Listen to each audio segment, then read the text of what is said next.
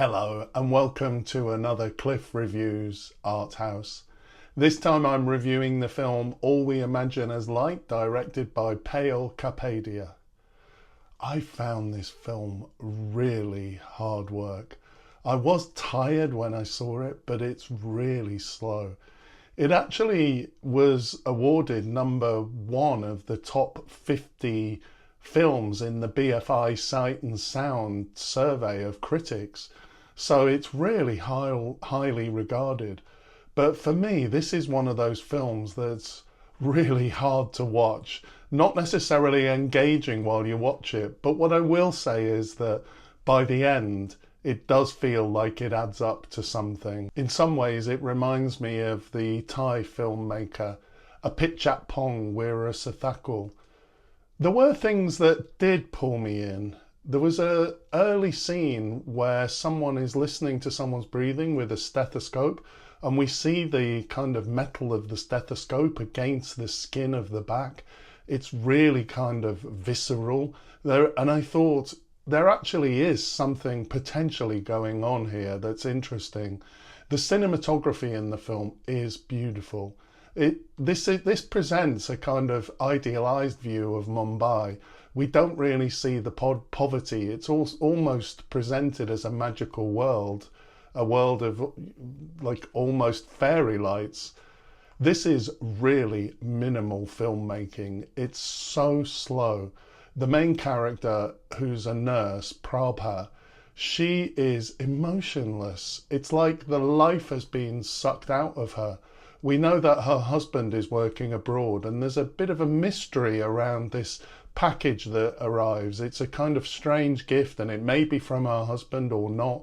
We don't quite know the status of their marriage or not. I like this kind of ambiguity. And she is intriguing as a character. It's a great acting performance. It's a part that requires to be underplayed. It's a very kind of subtle and nuanced performance. So this is the story of 3 women.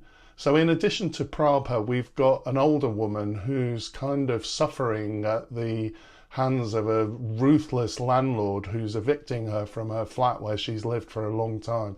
She's got no rights. She's completely exploited. So there's something here about capitalism, about class, about privilege. And then the 3rd woman is a young woman who is being set up to be in an arranged marriage. And she is enjoying being a young person, but at one point she's slightly flirting with a doctor, and she's called a slut for doing this. There are many political themes going on in this film, but it's always underplayed. It's never preachy. It's never didactic. It's so minimal. And when things actually happen, we really notice it. There's a scene towards the end of the film when a man is washed up on a beach. And because very little has happened before that, this feels like really dramatic. Then there's another scene where the nurse has revived him in the bedroom and they have some contact. These scenes become really striking because the film has felt so minimal before that. In the end, this is a film about sisterhood. It's about a society where the odds are as stacked against them. These 3 women kind of become a family and have a kind of perfect relationship in an imperfect world. I like the scene where the young woman brings her boyfriend home. They're almost playing out the scene of a family meeting the boyfriend for the first time. There's not a lot of emotion in this scene. It's all very kind of restrained and spare, but there is a warmth. The film doesn't give us a lot, but that's how I would describe it emotionally. There is a little bit of warmth, if a bit spare. There's an interesting story around the main character Prabha, because there is this ambiguity around her husband, and she is kind of going through a process of letting go of her husband, but there's a whole mystery around the man that turns up, and I really like all of that.